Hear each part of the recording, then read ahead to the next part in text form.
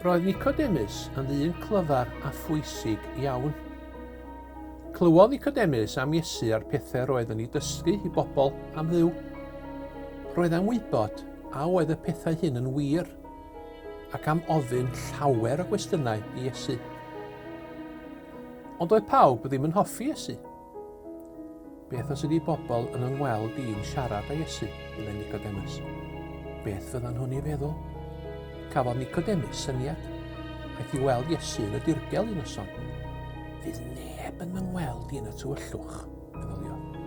Rydw i'n gwybod fod Duw wedi dy anfon di, meddai Nicodemus wrth Iesu, ac yn gwybod na fydde ti'n gallu gwneud yr holl bethau arbennig hyn efo Duw gyda ti.